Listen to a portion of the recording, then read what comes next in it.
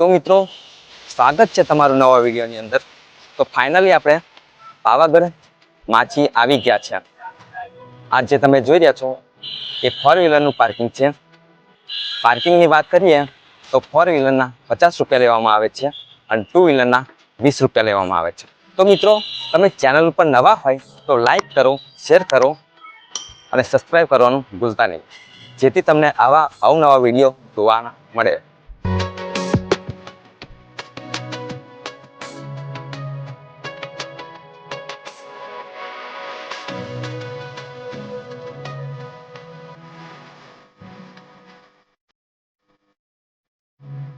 તો મિત્રો પાવાગઢના દર્શન આપણે ફરીના વિડીયોની અંદર કરીશું। પહેલાં આપણે ભદ્રકાળી માતાજીના દર્શન કરીશું, તો બન્યા રહેજો વિડીયોની અંદર। તો મિત્રો માચીનો કંઈક નજારો આ રીતનો છે એ તમે જોઈ શકો છો। પહેલાં કરતાં ઘણું બદલાઈ ગયું છે અને હજુ બાંધકામ બાકી છે।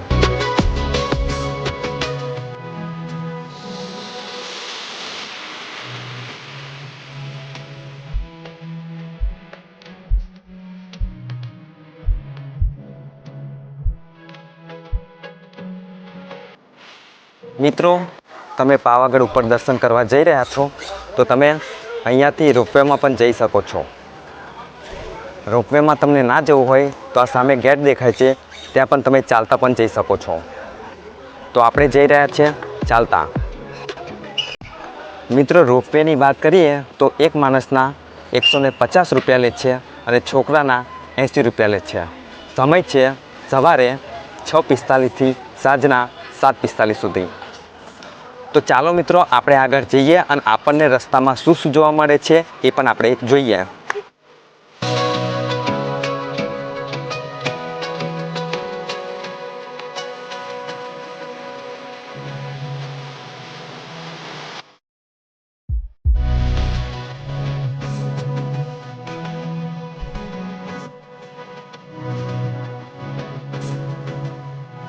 મિત્રો તમે જ્યાં જોઈ રહ્યા છો એ રસ્તો મહાકાળી મંદિર તરફ જાય છે અને આ બાજુ જાય છે ભદ્રકાળી માતાજી તરફ। તો આપણે જઈ રહ્યા છીએ ભદ્રકાળી માતાજી તરફ। તો મિત્રો આપણે જઈ રહ્યા છીએ ભદ્રકાળી મંદિર તરફ। તો ચાલો આપણે જઈને દર્શન કરીએ।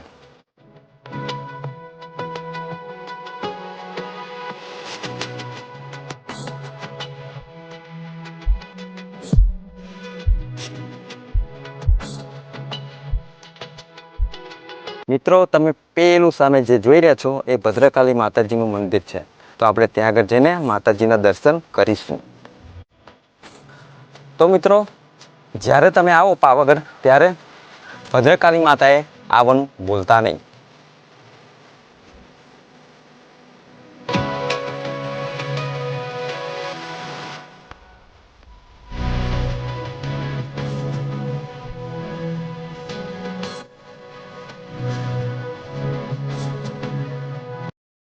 તો મિત્રો તમે આવશો તો પહેલાં તમને આ રીતનો કંઈક હજારો વર્ષ જૂનો ગેટ જોવાનો મળશે।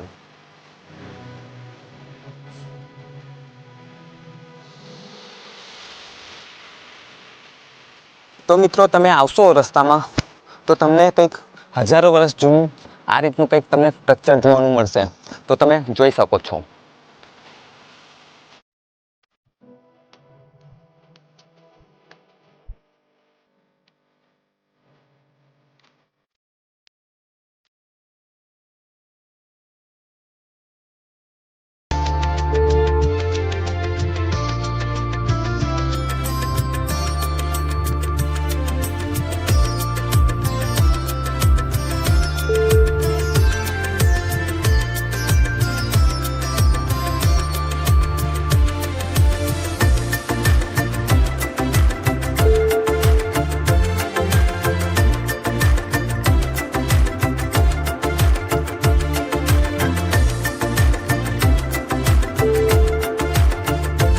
તો મિત્રો પાવાગઢનો રાજા ફતેહ રાજાનું તે સમયનું આ છે, જે તમે જે જોઈ રહ્યા છો એ અત્યારે કંઈક આ રીતનું છે।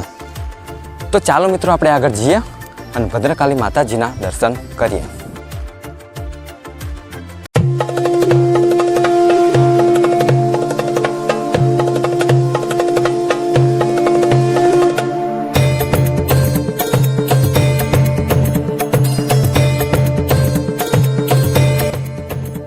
તો મિત્રો ફાઇનલી આપણે માતાજીના મંદિરે આવી ગયા છે. તો હું તમને અંદરથી માતાજીને દર્શન કરવાની કોશિશ કરીશ.